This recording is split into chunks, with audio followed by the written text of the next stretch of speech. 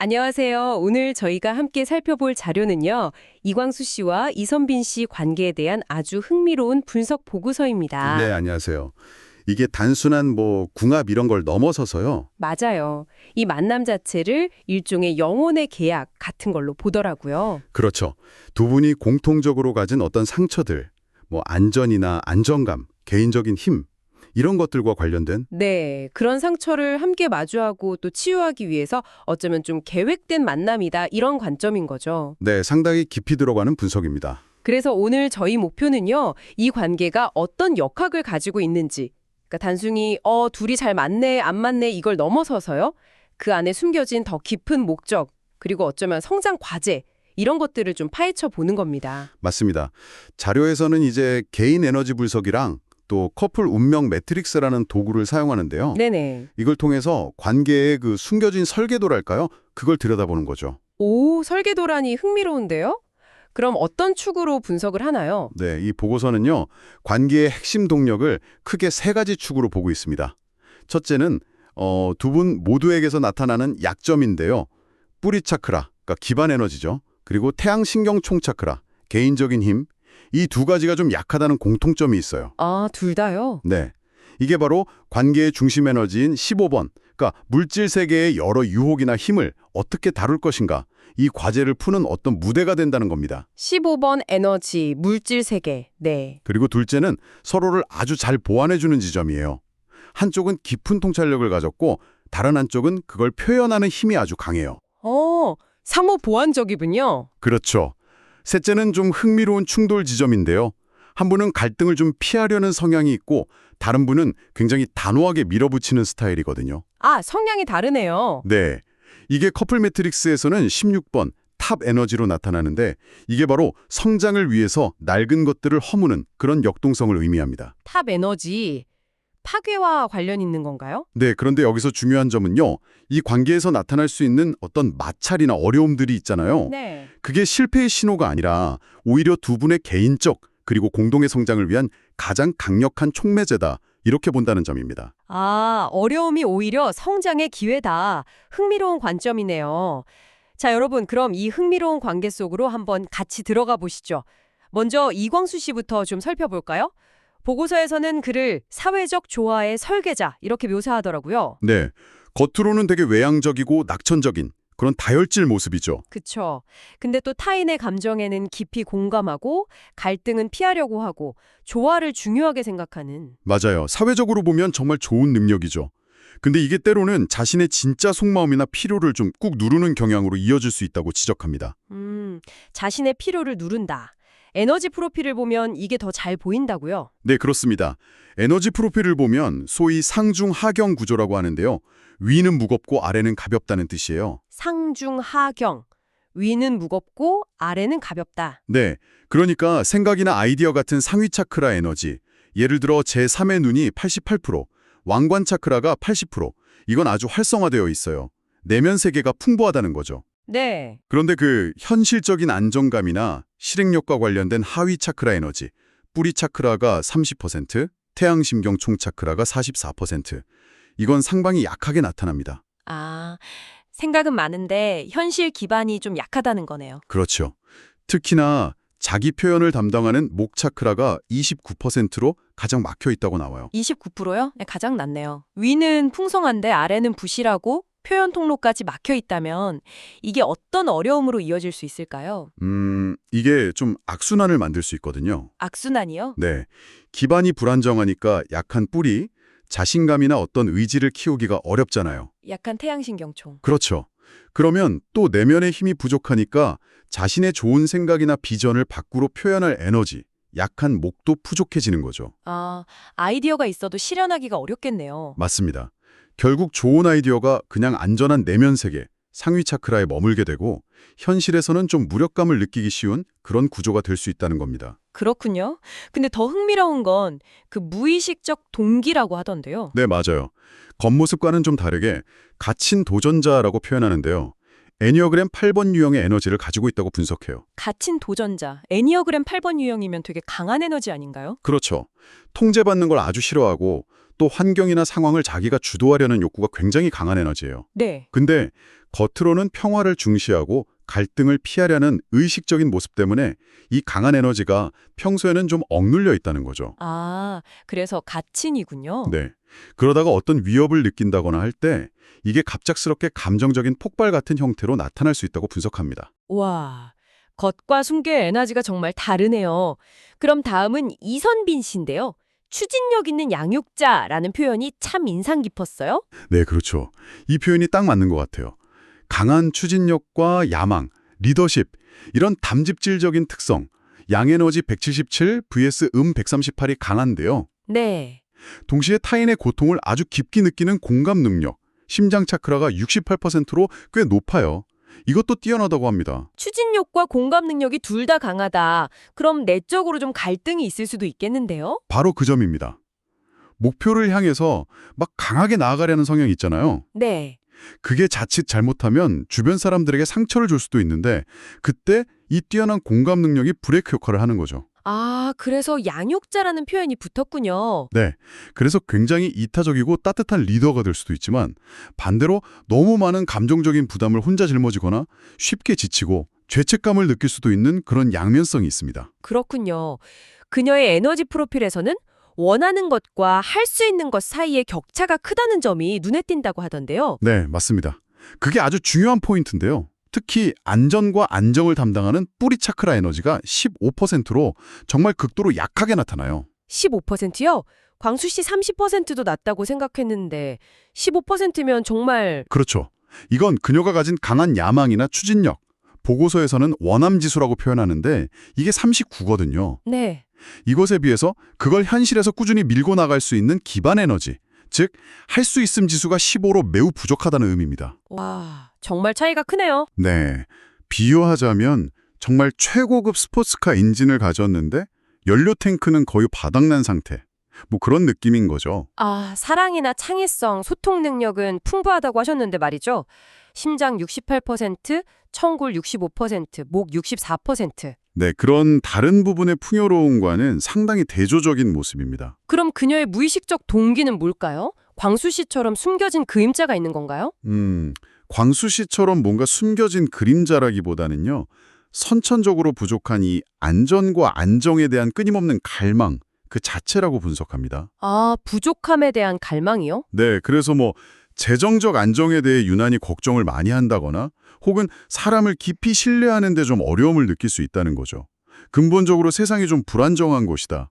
이런 느낌을 깊이 가지고 있을 수 있습니다. 두 분 다 안정감에 대한 이슈가 있군요. 자, 그럼 이제 이 두 사람이 만나서 만들어내는 관제 자체, 그 제3의 실체 에너지는 어떤지 좀 볼까요? 네, 이제 커플 운명 매트릭스를 살펴볼 차례인데요. 이 커플 차트의 중심에는 15번 에너지가 자리 잡고 있습니다. 아까 잠깐 언급하셨던 그 15번 에너지네요. 타로의 악마 카드와 관련이 있다고 하셨죠. 맞습니다. 이게 굉장히 강렬한 매력, 열정, 그리고 공동의 야망과 관련이 깊어요. 또 돈이나 명예 같은 물질 세계의 유혹과도 밀접하고요. 네. 그래서 두 사람을 아주 강력하게 묶어주는 힘이 되지만 동시에 이게 양날의 검이 될 수 있는 에너지입니다. 양날의 검이라 그게 구체적으로 어떤 의미일까요? 핵심 질문은 이거라고 볼 수 있어요. 두 사람이 영혼의 자유를 지키면서 함께 풍요로운 삶을 만들 것인가? 아니면 자신들이 이룬 성공이나 관계 그 자체에 오히려 갇히게 될 것인가? 아, 성공에 갇힐 수도 있다. 네. 이 15번 에너지가 좀 부정적으로 발현되면요. 서로에게 지나치게 의존하게 되거나 혹은 뭐 질투, 통제, 중독적인 패턴, 심지어는 권력 다툼 같은 걸로 이어질 수 있어요. 네. 하지만 이걸 긍정적으로 잘 다루고 마스터하면 함께 부와 성공을 창조하고 또 삶을 마음껏 즐기는 아주 강력한 창조자 커플이 될 수 있다는 거죠. 와, 정말 극과 극이네요. 잘 다루는 게 중요하겠어요. 그렇죠. 그리고 관계에 숨겨진 과제를 보여주는 카르마의 꼬리 숫자 조합도 좀 흥미로운데요. 21-9-6 조합입니다. 21-9-6. 이건 또 어떤 의미인가요? 여러 의미가 있지만 여기서 가장 핵심적인 카르마적 과제는 9번, 은둔자 에너지라고 분석해요. 은둔자요? 네. 과거 생에서 지혜는 풍부했지만 너무 고립되어서 그 지혜를 관계 속에서 나누지 못했던 경험을 암시한다고 봐요. 아, 혼자만 알고 있었다. 그렇죠. 그래서 이번 생에서는 개인적인 공간이나 필요와 또 파트너십의 요구 사이에서 균형을 잡는 법, 그리고 함께 지혜를 나누는 법을 배우는 것이 아주 중요한 과제라는 거죠. 그렇군요. 21번과 6번은요? 21번 세계는 과거에 뭔가 완수하지 못한 프로젝트나 관계로 인한 부족함의 느낌을 나타내고요. 함께 내면의 완전함에 도달하는 것이 과제임을 시사합니다. 6번 연인은 과거 설왕에서의 어떤 선택의 문제나 조화로운 관계를 만드는 책임감 부족을 암시해요. 그래서 이번 생에는 서로를 존중하면서 관계의 행복을 위한 선택을 배우기 위해 다시 만났음을 의미한다고 볼 수 있습니다. 과거의 고립을 넘어서 이번엔 함께 지혜를 나누는 여정이군요. 관계의 역동성은 어떻다고 보나요? 좀 더 구체적으로요? 이 삶에 있는 낡고 제한적인 믿음이나 구조를 파괴하는 데 있다는 걸 시사해요. 파괴라니? 아까도 그렇고 좀 무섭게 들리는데요? 하하, 그렇죠. 그런데 이 파괴가 그냥 끝이 아니라 새로운 시작을 위한 과정이라는 겁니다. 아, 시작을 위한 파괴. 네, 낡은 틀을 무너뜨림으로써 두 사람이 함께 진정한 자신을 찾아가는 영적 여정, 그게 바로 7번 전체 에너지거든요. 이걸 시작할 자유와 공간을 만드는 거죠. 그러니까 돌파하기 위해서 무너뜨린다. 이런 거군요. 정확합니다. 따라서 만약 이 관계에서 갈등이나 시련이 찾아온다면 그건 우리 관계 문제 있나? 이게 아니라 오히려 우리 관계가 제 역할을 제대로 하고 있구나 하는 신호일 수 있다는 거예요. 와, 정말 관점의 전환이네요. 갈등이 신호라니. 네, 이런 여러 역학들을 종합해 볼 때 이들의 공동사명은 신성한 건축가 이렇게 요약될 수 있습니다. 신성한 건축가요? 네, 하늘의 목적을 나타내는 11번 힘 에너지는 아주 강력한 영감과 에너지를 세상에 전달하는 것을 의미하고요. 네.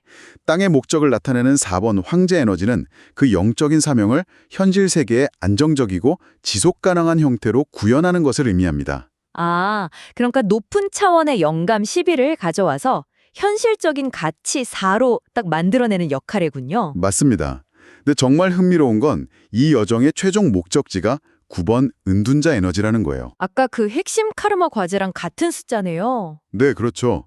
결국 이 모든 복잡한 에너지들을 겪고 마스터하면서 얻게 된 깊은 지혜를 나중에는 세상과 나누는 그런 현명한 안내자가 되는 것이 이들의 운명이다 이렇게 해석할 수 있는 거죠. 와, 과거의 가장 큰 숙제가 미래의 가장 큰 선물이 될 수 있다니 정말 인상 깊습니다. 그렇죠. 운명의 아이러니 같기도 하고요. 자, 그럼 이제 두 사람의 상호작용을 좀 더 자세히 들여다볼까요? 가장 중요하면서도 도전적인 공통점이 약한 기반 에너지라고 하셨잖아요. 네, 그렇습니다. 두 분 모두 뿌리 차크라, 광소 30%, 선빈 15%가 약하고 태양신경 총차크라, 둘 다 44%도 똑같이 약해요. 네. 이건 두 분 다 안정감에 대한 깊은 불안감, 그리고 자존감 이슈를 어느 정도 안고 관계에 들어섰다는 의미죠. 이게 관계에서 구체적으로 어떻게 작용하게 될까요? 이게 증폭곡을 효과를 만들 수 있어요. 증폭 거울이요. 네. 보통 관계에서는 내가 좀 불안정할 때 파트너에게서 안정감을 얻으려고 하잖아요. 그렇죠. 기댈 수 있는 사람. 근데 여기서는 두 분 다 기반이 약하다 보니까 한쪽이 불안을 이렇게 내비치면 다른 쪽이 그걸 든든하게 받아주는 단 역할을 해주기가 어렵고 오히려 자신의 불안까지 같이 막 증폭되는 거예요. 아, 서로의 불안을 더 키울 수 있겠네요. 그렇죠.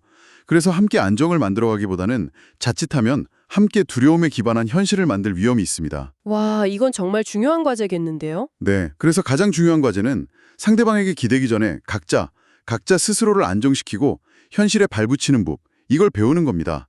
소위 접지, 그라운딩이라고 하죠. 각자의 접지가 먼저다. 하지만 서로에게 힘이 되는 그런 좋은 상호작용 지점도 분명히 있겠죠? 물론입니다. 아주 아름다운 상호보완 지점도 있어요. 예를 들어 아까 광수 씨는 깊고 풍부한 비전, 제3의 눈 88%를 가졌지만 목차크라 29%가 다쳐서 표현이 어렵다고 했잖아요. 네, 그랬죠. 근데 선빈 씨는 아주 강력한 목차크라 64%를 가졌단 말이죠. 그러니까 자연스럽게 그녀가 그의 아이디어를 세상에 내보이는 어떤 채널, 통로 역할을 해줄 수 있다는 거예요. 오, 정말 그러네요.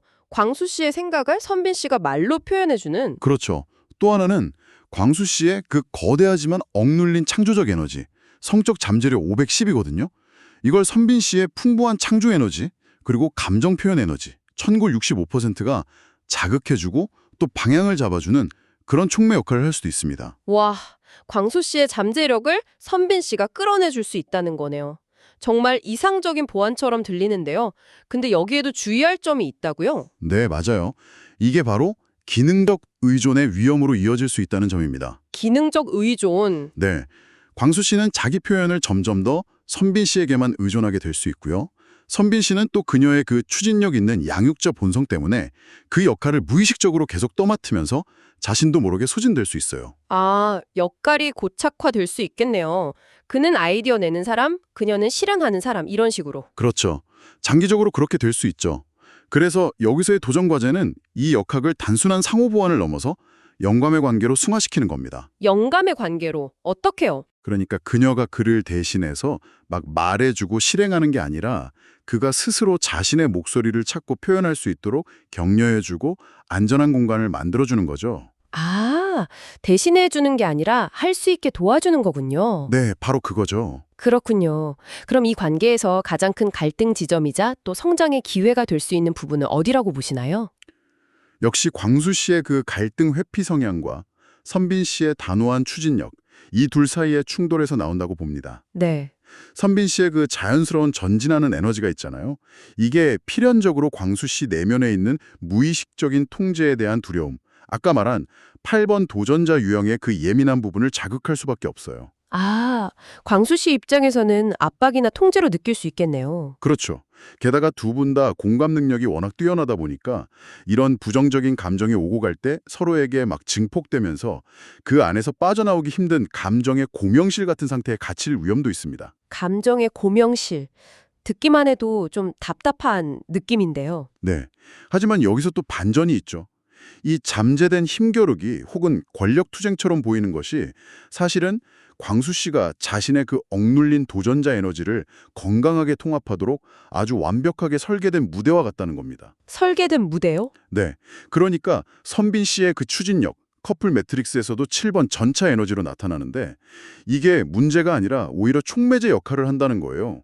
그의 내면에 갇혀있던 8번 에너지를 표면으로 끌어올리는 어떤 압력을 가하는 거죠. 와, 선빈 씨의 강함이 오히려 광수 씨의 성장을 돕는 촉매제다. 네. 그렇게 볼 수 있는 거죠. 그럼 이 충돌을 어떻게 건강하게 성장으로 연결할 수 있을까요? 각자의 과제가 있겠네요. 맞습니다.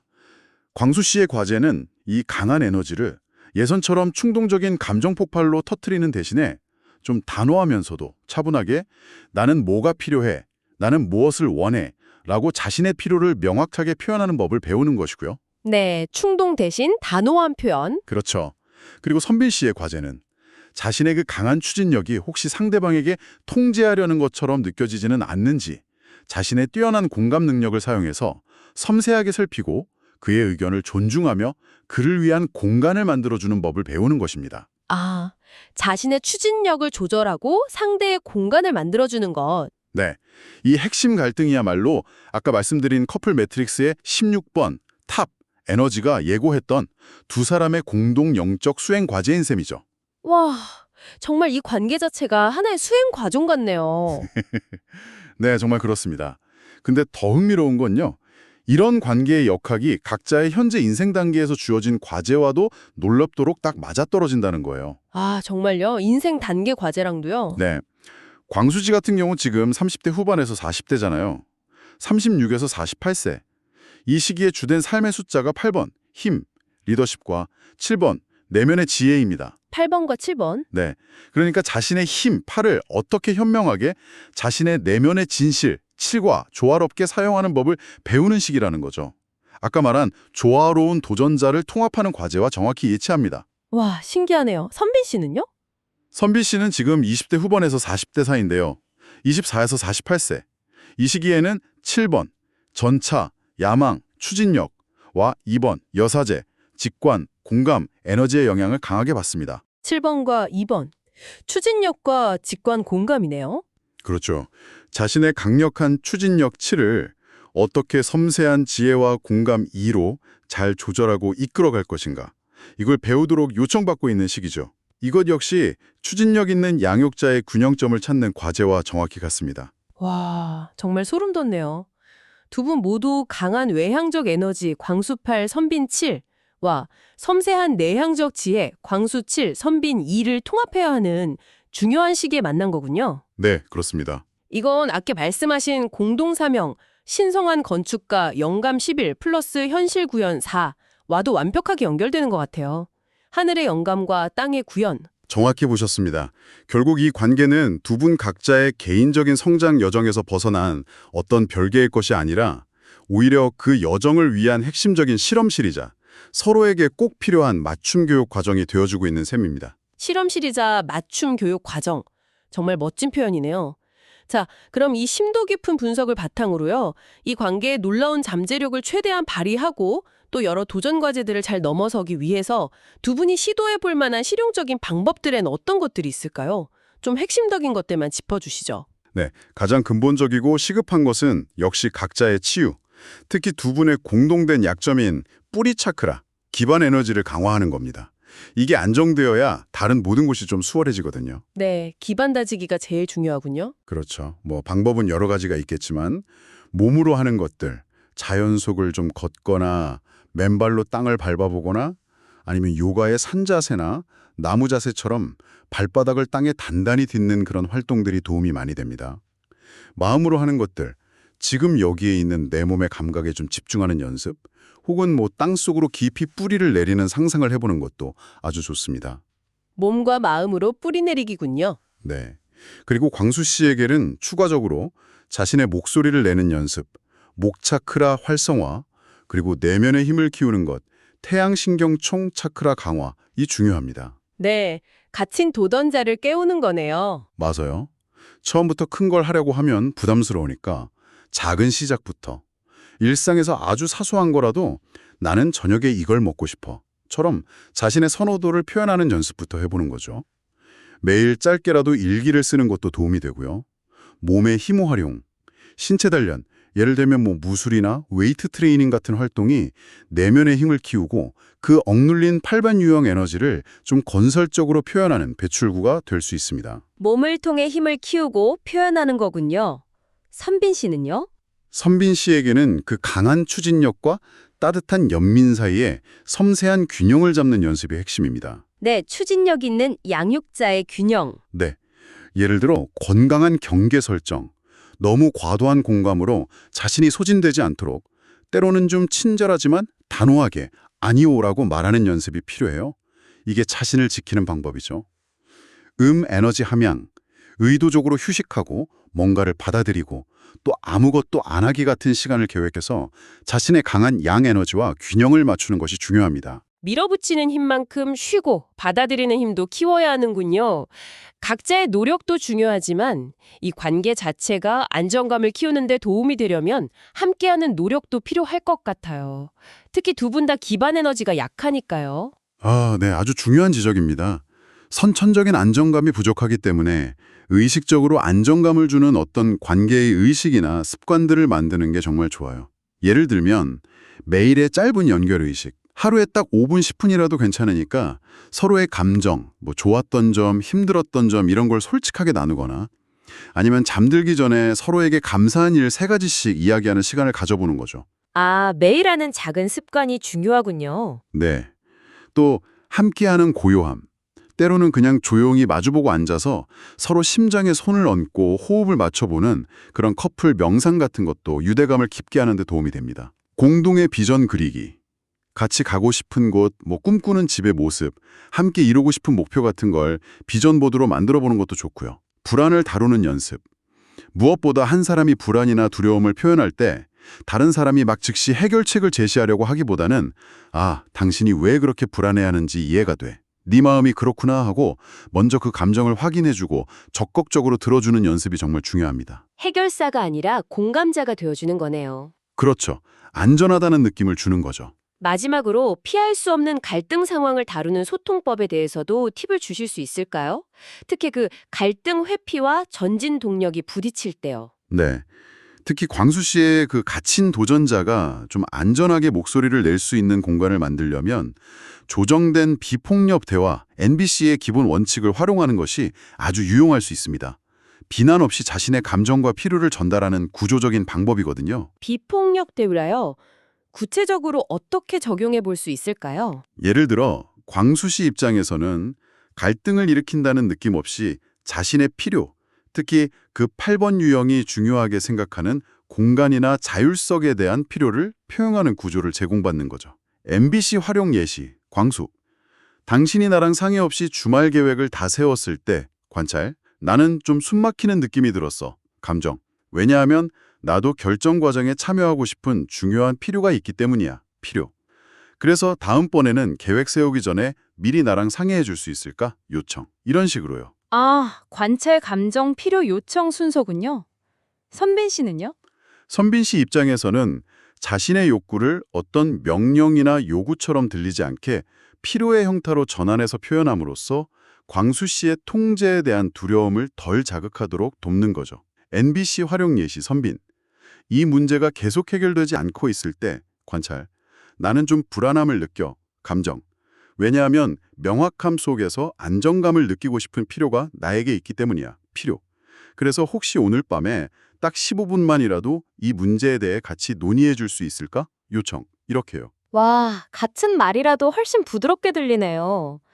이런 어려운 대화를 위해서는 미리 시간과 장소를 정하거나 한 사람씩 충분히 이야기하고 상대방은 요약해주고 역할을 바꾸는 이른바 화자청자 기법 같은 규칙을 정하는 것도 도움이 되겠어요. 네, 맞습니다.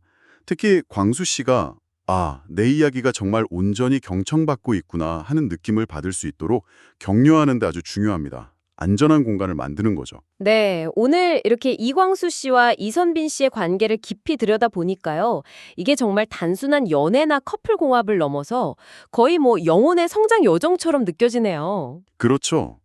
아주 깊은 차원의 만남인 것 같습니다. 두 분이 가진 그 독특한 도전 과제들, 그리고 또 놀라운 시너지들이 서로에게 계속 영감을 주면서 각자가 자기 내면의 힘과 안정을 스스로 단단하게 키워나가고 결국에는 혼자서는 결코 만들 수 없었을 그런 견고한 공동의 기반을 창조해낼 잠재력이 있다는 생각이 듭니다. 네, 저도 그렇게 생각합니다.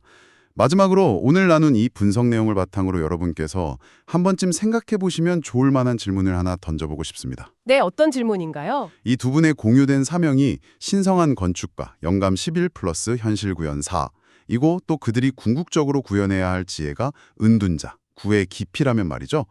만약 이분들이 각자의 개인적인 과제와 또 공동의 과제를 성공적으로 잘 헤쳐나가서 이 관계의 잠재력을 정말 완전히 꽃피운다면 세상에 어떤 독특한 형태의 창조물이나 혹은 어떤 형태의 가르침이나 안내를 함께 내놓을 수 있게 될까요?